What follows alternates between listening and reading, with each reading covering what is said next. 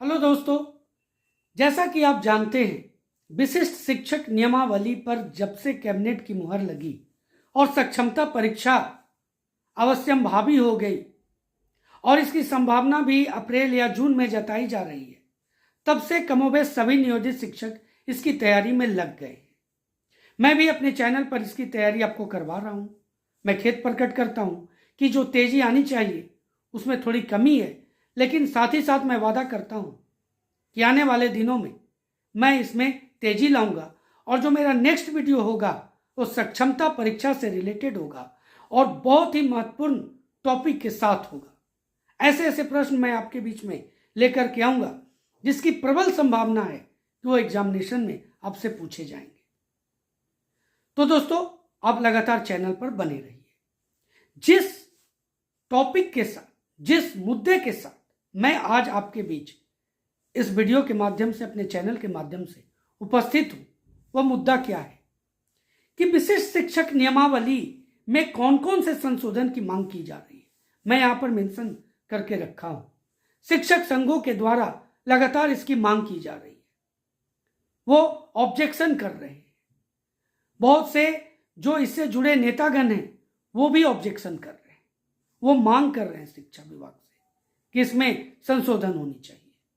आज मैं इन्हीं महत्वपूर्ण बिंदुओं के साथ आपके बीच में उपस्थित हूं कि आखिर वो कौन कौन से मुद्दे हैं, कौन कौन से बिंदु हैं और क्यों इसकी मांग की जा रही है और कितनी संभावना बनती है इसमें संशोधन होने की। दोस्तों, अगर आप चैनल पर नए हैं तो चैनल को सब्सक्राइब कर लें, बेल आइकन को जरूर प्रेस करें ताकि आने वाले सभी वीडियोस का नोटिफिकेशन सबसे पहले आपको मिल सके। अगर वीडियो अच्छा लगे तो लाइक करना बिल्कुल भी ना भूलें और सबसे बड़ी बात, ज़्यादा से ज़्यादा शेयर करें ताकि ये जो महत्वपूर्ण मुद्दे हैं पूरे नियोजित शिक्षकों के बीच फैले और वो अपनी बातों को रखें। देखिए, अब आते हैं जो महत्वपूर्ण बिंदु हैं उस पर, जिस पर आज भी संशोधन की बात की जा रही है, जबकि विशिष्ट शिक्षक नियमावली कैबिनेट से मुहर लग चुकी है। उसके पहले संशोधन के लिए रखा गया था, लाखों संशोधन की बात कही गई थी लोगों के द्वारा, शिक्षक संघों के द्वारा, शिक्षकों के द्वारा उस पर आपत्ति सुझाव दिए गए थे। और उसके बाद जब विशिष्ट शिक्षक नियमावली आई तो उसमें फिर भी बहुत से ऐसे बिंदु रह गए जिसको लेकर के आज भी नियोजित शिक्षकों में एक संशय, एक चिंता की लकीर है। तो देखिए, सबसे बड़ी बात, सबसे पहला बिंदु जिस पर आज भी संशोधन की बात कही जा रही है, विशिष्ट शब्द। दूसरा, अधिकतम 3 मौके जो कही गई है उस पर पहले मैं आपको एक एक करके बता रहा हूं, उसके बाद इस पर मैं आपको पूरा डिटेल बताऊंगा, पूरा आपके बीच चर्चा करूंगा। उसके बाद प्रमोशन की जो बात है उसमें भी संशय है। और उसके बाद सबसे ज्यादा जो चिंता की लकीरें आज नियोजित शिक्षकों के चेहरे पर है जिसको लेकर के, वो है डिस्ट्रिक्ट ऑप्शन। ये 4 महत्वपूर्ण बिंदुओं के साथ मैं आपके साथ इस पर चर्चा करने के लिए मौजूद हूं। देखिए, सबसे पहली बात करते हैं विशिष्ट शब्द को लेकर के कि विशिष्ट शब्द आज भी नियोजित शिक्षक संघ इसकी मांग कर रहे हैं कि ये शब्द हटाया जाए।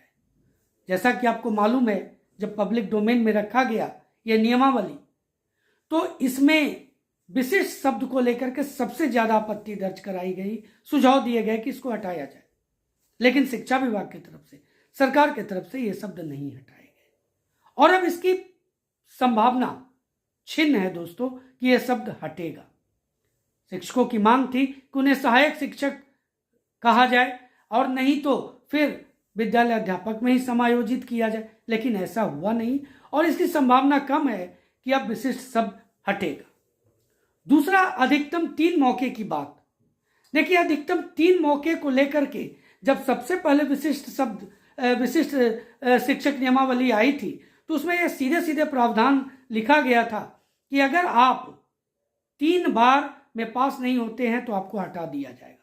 दंड का प्रावधान बिल्कुल मेंशन था, इसमें परिवर्तन किया गया है। शिक्षा विभाग ने इस पर ध्यान दिया और दंड को अलग तरह से रखा गया।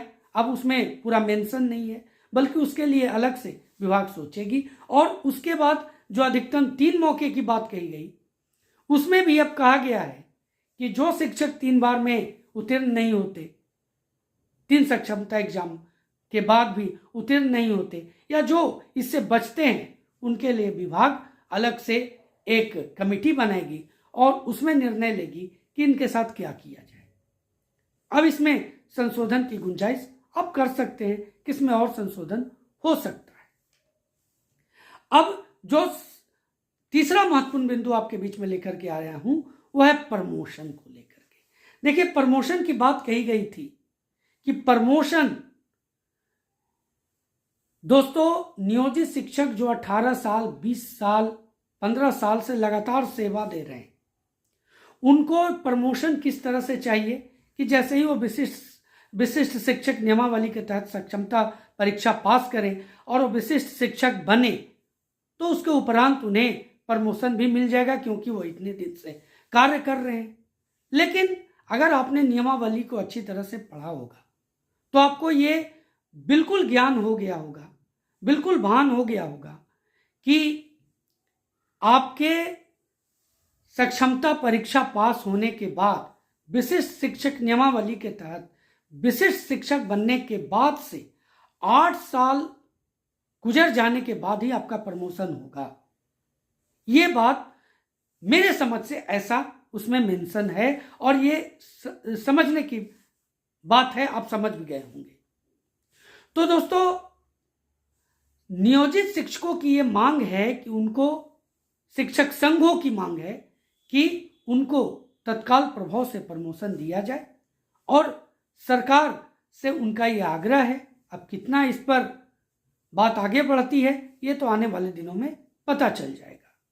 सबसे बड़ी बात, डिस्ट्रिक्ट ऑप्शन, जिसको लेकर के सबसे ज्यादा नियोजित शिक्षकों के चेहरे पर सिकन है, चिंता की लकीर है, क्योंकि इसमें कहा गया है कि वरीयता के आधार पर उन्हें डिस्ट्रिक्ट मिलेगा और ये सबसे ज्यादा मुश्किलें पैदा कर सकती है नियोजित शिक्षकों के साथ। जैसा कि आपको मालूम है, बीपीएससी TRE 1 में बहुत से ऐसे नियोजित शिक्षक हैं जिनका जिला बदल जाने के कारण वो ज्वाइन नहीं किए, वो नियोजित रहना पसंद कर गए।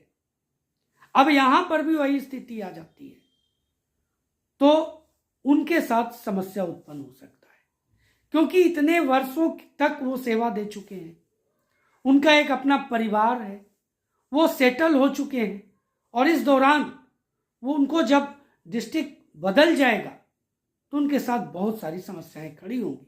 और इसको लेकर के सबसे ज्यादा शिक्षक संघों की मांग है कि इनमें संशोधन किया जाए। ये 3 जो जिले का जो ऑप्शन रखा गया है सक्षमता परीक्षा के फॉर्म भरने के दौरान ही भरना है इसको, उसमें इसे ऑप्शनल किया जाए, यानी जिनकी इच्छा है वो भरें, जिनकी इच्छा नहीं है वो ना भरें। ऐसा मांग है शिक्षकों का, शिक्षक संघों का भी यही मांग है। तो इसको ध्यान में रख करके अब सरकार क्या इस पर निर्णय लेती है, शिक्षा विभाग क्या इस पर निर्णय लेती है, ये तो आने वाला समय बताएगा। लेकिन जहां तक मेरी उम्मीद है कि शायद इसमें संशोधन ना हो, देखिए मैं बड़ी बात कर रहा हूं, शायद इसमें संशोधन नहीं होने की उम्मीद है। इसलिए सभी नियोजित शिक्षकों को सक्षमता परीक्षा की तैयारी बेहतर तरीके से करनी होगी ताकि उन्हें गृह जिला मिल सके। तो ये कुछ महत्वपूर्ण बिंदु थे जिस पर आज भी शिक्षकों का, शिक्षक संघों का सरकार से, शिक्षा विभाग से आग्रह है कि इसमें संशोधन किया जाए। और इन्हीं महत्वपूर्ण बिंदुओं के साथ मैं आज आपके बीच में उपस्थित हुआ। तो दोस्तों, इसी तरह चैनल पर बने रहिए। चैनल पर नए हैं, अभी तक चैनल को सब्सक्राइब नहीं किया है तो चैनल को सब्सक्राइब कर लें, क्योंकि आगे मैं सक्षमता परीक्षा की तैयारी बहुत बेहतर तरीके से कराने जा रहा हूं। अपने जितना प्रयास होगा मेरा खुद का, वो मैं आपके बीच में लेकर के आऊंगा। वीडियो को ज़्यादा से ज़्यादा शेयर करें और अगर वीडियो अच्छा लगे तो लाइक करना बिल्कुल भी ना भूलें। तो दोस्तों मिलते हैं अगले वीडियो में, तब तक के लिए जय हिंद।